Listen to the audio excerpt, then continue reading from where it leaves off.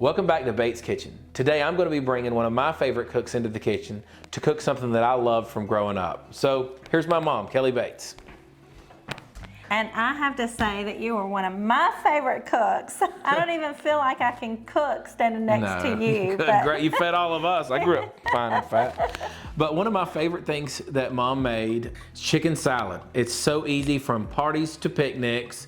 You can put it in the fridge, make it for a few people, make it for a lot of people. It's very cost efficient and very quick. And that's what we like. Okay, this, I have to say, is a sentimental dish for me because, you know, growing up, this was my dad's, one of his favorite meals, and I learned from him, so. This is one of the recipes that he passed down, and so it's got a lot of family history, but it's a great dish too because you can cook it for anything. A meal, a picnic, a party, you name it. From parties to picnics, our favorite chicken salad. Here you go.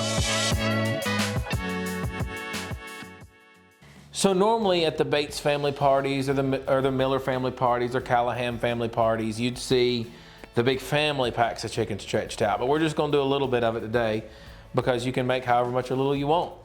So the good thing about this is you can use whole chicken if you want the white meat and the dark meat. I always use chicken breast because I had picky eaters. I'm the biggest picky eater. I like white breast chicken for a chicken salad. You can do either. We're gonna boil this chicken today just because it's quick, easy, clean.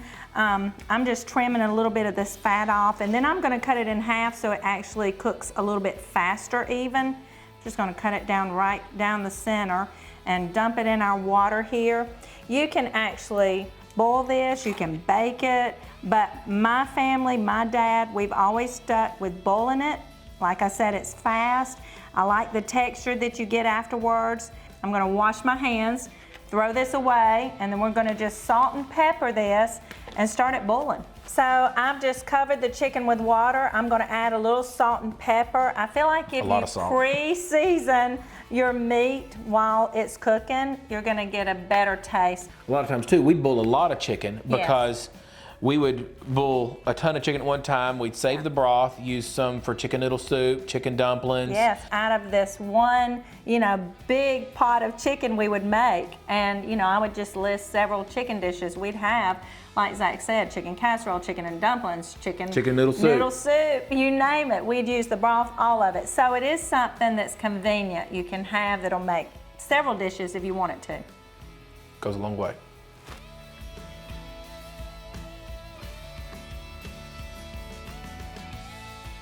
Let's turn that off and let's go make some chicken salad. Whoa, that's hot!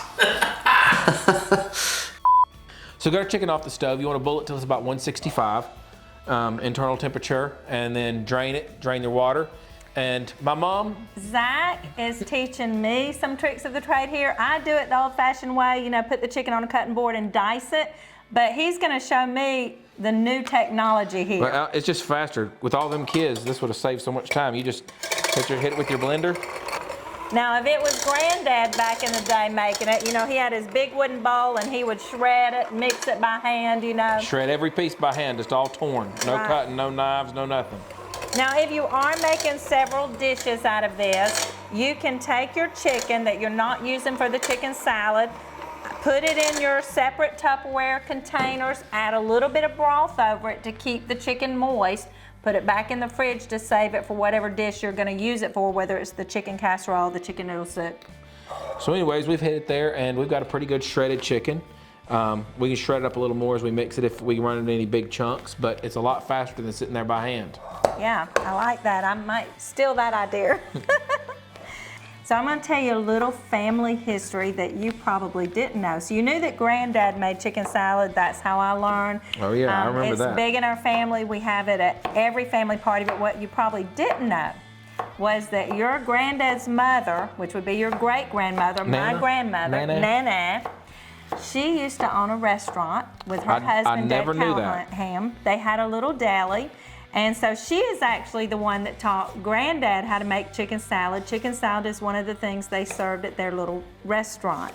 So When we talk about ingredients, there's what I say Nana's recipe, which was a little bit fancier with the options that she added. And then there was Granddad's recipe, which I say is the bare basics for picky eaters. We didn't make a lot of chicken today, so that's just perfect. one stalk. That's perfect. So coming from a big family with a lot of different picky eaters, we're gonna make 2 versions today. Yeah. And we're gonna make 2 small versions though. Yeah, if this was for our family, the pot would be about this big, the bowl would be about this big. It would be a big difference, but. I say my mom cooked for 20 people growing up, but in reality, there were very few meals that it was just us at the house. I didn't know how to do small quantities, and we loved leftovers because leftovers meant we had lunch covered for the next day. So we liked cooking in big quantities. Let's talk about the varieties just a second. So let's start with the plain one. So we said already celery is optional. You can add it if you like that crunch. So we're gonna add a little bit of celery just because Zach does like it. The amount you add is up to you, how much crunch you want. So, Zach said a while ago, you gotta have salt and pepper for any dish to be good. You can use the fancy kind of salt and pepper like Zach uses. I'm only used to this old-timey kind, so just a little bit of How each. much salt would you grind for that big pot of chicken though if we were doing it? I'd be grinding all day. You're gonna have to teach me how to work with all of your newfangled stuff. I'm gonna need you to open that. This is what I did when I was a kid. That's what my you childhood. did. That was your job. I could never open this. So this is sweet relish. The pickle relish, I like to get a little bit of the juice in there because that pickle juice really flavors it. So add a little bit of pickle relish with the juice. Just a tiny, tiny, tiny dot of mustard. Now I use a tiny dot of yellow mustard.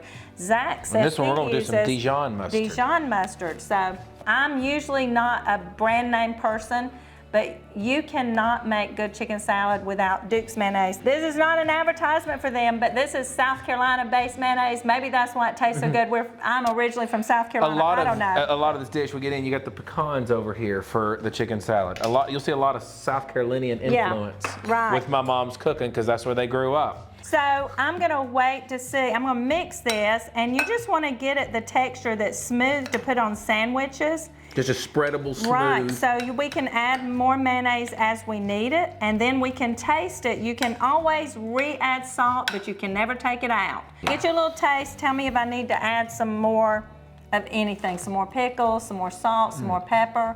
Do we need to add anything? What do you think? You know me, I'm always gonna say add a little more pickles. I love a little more sweet relish. I will say the sweet relish does really help. So you can see, this is such a basic recipe. It's quick to make the chicken. There's very few ingredients, but let me show you how to dress it up. So, let's see it. Almost everybody's been to a restaurant where they have the fancy fruit in. There's several options. Some you might have heard of, some you might not have. Grapes is one of the most popular. People cut up the grapes. That's a common one. Here's one, dried cranberries you probably see often. It's a little more tart. Adds a little more tart. One that probably a lot of people have not heard of is if you get a can of mandarin oranges and drain them and add mandarin oranges. You were saying earlier you like to toast your pecans, but she would dump some pecans. Just straight pecans, plus right out of the bag. fruit. So we're gonna do a little bit of that, some pecans. We're gonna add the cranberry option. You can do grapes, you can do the mandarin oranges. I alternate, and then you still add your Duke's mayonnaise. Not probably that much. How much mustard? About that much? Just a tiny, no, not that much. I want just a dab, because we've got a tiny bowl here. If I had a big, huge bowl, yes, there we go. A little dab will do you. Y'all used to, I got the Grey Poupon because y'all used to talk about that commercial all the time. I'm gonna let you taste it. Depending on the fruit you choose, sometimes the pickle will so I'm gonna let you taste it and see if you wanna add some pickles to it. I can't imagine without pickles. Okay. If it clashes, I'll tell you later. All right, so we're gonna add some pickles to it. Maybe a little more mayonnaise and some salt. A little more mayonnaise, and I haven't salted it at all. I was waiting to see if you liked that taste or not. And the taste is gonna change depending on the fruit that you add, whether you add the oranges or the grapes. the raisins or the cranberries. This is the only salt shaker my mom's ever known. Taste that and see what we've got now. Well, the thing is, you're gonna have to get your quantities down. You're gonna be just cooking for you and Dad here before long. Everybody's growing up and moving away. I don't think there'll ever be a time we have to worry about that because we do have grandkids. How many grandkids are we at now? I think we're up to 30 that is due this year, number 30. You like that? You like the cranberries? Well, I want you one day to try it with the mandarin oranges too. Completely different taste. So you I'd can honestly tell. add just a little bit of dill to that or something Yeah. like that, and you'd really have a crazy, and it'd look good too. You get a little bit of green out of I'll leave the that. fancy seasonings to you. I'm the plain cook, but Zach knows how to take something plain and dress it up way better than I could. So, just like it's a Bates family wedding shower or baby shower, let's put together some chicken salad sandwiches. Okay, now if you go to a restaurant, usually they're gonna serve a chicken salad sandwich with lettuce and tomatoes. Our family never ate it that way, but it does look pretty, and so we've got some out here. Zach's got his fancy lettuce, which I'm not gonna even attempt to I probably pronounce. say it wrong. Arugula or arugula, I don't know which one, but it's It's fancy, so let's put little it, nuttier taste. Let's put it with the fancier chicken Okay. salad. And a lot of times we'll just get a platter and scoop a big ball of chicken salad in the middle and have crackers around it for dipping. we'll show them that too. We'll show them that too. Okay, so Show us how you do it. all right, well, I'm gonna go with the basic, and I'm just gonna put me a good little amount on here. And if you wanna make these look fancy, you can. You can put a little toothpick with a little olive on it. When it's a Bates event, it means quick, easy, and most of all, cheap. So we're just gonna give you a sandwich, and that's all. Well, I'm gonna plate me But- one up. I might grab me a big croissant over here. I'm just and plate wondering me if we're one gonna get up. to eat this soon. We're absolutely gonna get to eat it. Now, the reason I said this is so sentimental is I can't make chicken salad nowadays. I can't make chicken salad without thinking of him. Because I this, still think of him sitting there with his big old bowl, whether it was making crumbling cornbread for dressing at Thanksgiving or making chicken salad for whatever family party was going on. This was definitely a granddad meal, and if we want to make it look really pretty like the restaurants do, we can add us a, you've already got these tomatoes pre-sliced, you're having to reach under me. That's okay. See, that's so nice. Not gonna lie, that's a pretty good looking. Now, I'll tell you what, I'm gonna taste a bite I of was one of gonna these because this say- is the way I grew up, and then I'm gonna cut this down and let you have a little bite of this I big haven't one. had Nana's kind in forever. I think I'm I'll gonna just cut go. this in half right here. So here we are. Let's try a Bates family classic tradition here, all the way from South Carolina, Spartanburg to be exact. So whether you're going party style with, like, you know, you put your chicken salad in the middle and coat it with pecans like a cheese ball, and with your Yes. crackers around it, any type of cracker will do. You can add some cheese squares, however you want to do it, olives, pickles. This is really the way that I like best is on crackers, and the way that we end up eating It's a it great at snack home option. most of the time. Yeah, Well, let's try this fancy one right, with this I'm gonna- fancy lettuce, and you can try the I'm gonna traditional. try the traditional. This is good. Just a hint of fresh cracked black pepper on here too, and it's just so. All the flavors come It's- together. I really love that cranberry It's with the pecan. basic. It's basic, but so good. This is something that you won't go wrong no matter what you're planning to cook for. Try this out, and I promise you will thank me later. Well, my mom and my granddad, Granddad, Nana. Nana, and Dad Callahan.